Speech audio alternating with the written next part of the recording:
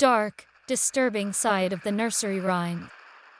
Mary, Mary, quite contrary, a tale of blood and whispers.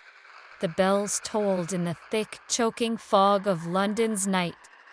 A metallic scent clung to the air, blood, fire, and anguish. The streets were slick with rain, reflecting the flickering torchlight of the Tower of London.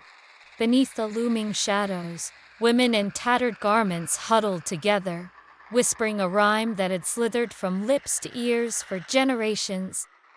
Mary, Mary, quite contrary, how does your garden grow? With silver bells and cockle shells and pretty maids all in a row. Few understood the horrors buried within the word. Queen Mary, I sat upon her throne, her hands pale as alabaster against the gilded arms of her seat. But beneath her fine silks, her body was racked with agony, a phantom pregnancy swelling her belly, though no child would ever be born. The whispers of treachery haunted her, but nothing disturbed her more than the ghosts of the screaming, burning heretics. Her garden did not grow with flowers.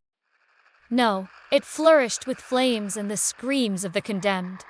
The first woman stepped forward, her hands bound, her body shaking. Do you renounce your heresy? The priest called, his voice cold as the wind whipping through the execution square. She did not. She did not. None ever did. They knew what awaited them regardless of their answer. The silver bells jingled hollow, metallic, unnatural. Not bells of joy, but instruments of pain.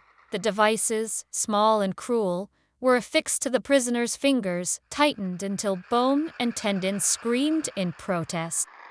Blood dripped onto the cobblestones, mingling with the sooty remains of those who had burned before them. Then came the cockle shells. The crowd murmured in dread as the executioners produced the wicked clamps, their jagged edges gleaming. A sharp snap, and the woman's cries shattered. The night cockle shells were no ornaments but a twisted torture tool, pinching flesh with serrated teeth, meant to bring pain sharp enough to drive one to madness. Mary watched in silence, the ghost of a smile on her lips. The garden of her justice was tended well. Mary's wrath was not contained to the execution squares. She waged her war against the very soul of England, drowning it in the blood of those who dared oppose her faith. On the battlefield, bodies piled high, broken and burned, 280 men and women fell beneath her reign of terror. Not all perished by the sword. Some were tied to wooden stakes, kindling stacked at their feet, as torches set the air ablaze with the acrid scent of burning flesh. The queen, draped in crimson velvet, stood upon the hill, surveying the hell she had created. She had ordered them slaughtered in the name of God, but in truth, it was the screams she relished, the way the flames danced in their eyes before death took them. The whispers of the dying clung to her, lingering in the wind, seeping into her very bones. Some bodies were left to rot in the fields, their blackened remains warning those who dared defy her. Others were carried back to the tower, where they would be paraded before the city, a macabre reminder that no one, not even nobility, was safe. They knelt in a perfect line. Heads bowed, the executioner's axe gleamed in the morning sun. Pretty maids all in a row, they knelt in a perfect line, heads bowed. The executioner's axe gleamed in the morning sun. The maids, young women, innocent of all but worshipping a faith that Mary sought to erase, awaited their fate. The first maiden lifted her chin, her lips parting in silent prayer. The axe fell and her body crumpled forward, a crimson bloom spreading around her lifeless form. One after another, the maids fell, their heads rolling into baskets woven from the hands of past executions. The crowd did not cheer, they did not weep. They only whispered, "Mary, Mary," quite contrary. A whispering curse, saith Queen, could not sleep. Not truly.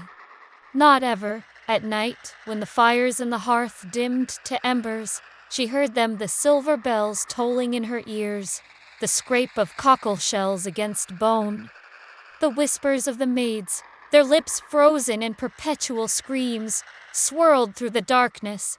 Her belly ached with an unborn child, swelling with something far darker than life. The doctors could not explain it, nor could they ease her suffering. But Mary knew. She had given birth not to an heir, but to the spirits of the dead. The souls she had burned, beheaded, and buried in shallow graves had taken root inside her. She was the mother of specters now. In her final days, her skin grew pallid, her breath shallow. The bells rang from the tower, but no one told them. The wailing of the maids echoed in the night, though no one saw their mouths move. When she finally passed, the air in the palace turned frigid, and the fires burned blue. The rhyme was whispered once more, not as a song, but as a warning. Mary, Mary, quite contrary, how does your garden grow? The answer, they knew, was in blood and fire, and it would never stop growing. The phantom queen and the blackened cradle. Yet the tale does not end with Mary's death. The nights grew darker in England, and the Tower of London remained haunted by more than memory. The throne passed to others, but in the coldest hours before dawn, maids sweeping the halls would hear the distant sound of crying an infant's wail, though no babe lay in the royal chambers. Servants whispered of a blackened cradle rocking in the night by unseen hands.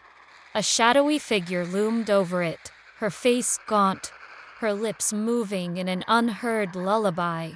Mary had returned, bound to the palace by her own torment, forever seeking the child she never bore.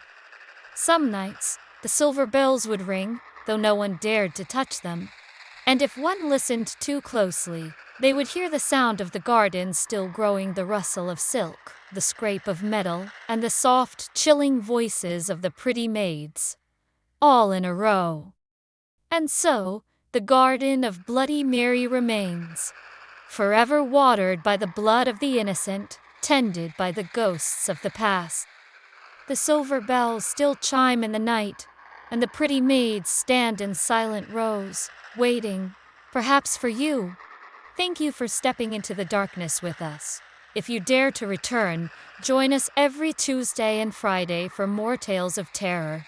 Don't forget to like, subscribe, and share. After all, the more who enter, the less lonely the shadows become.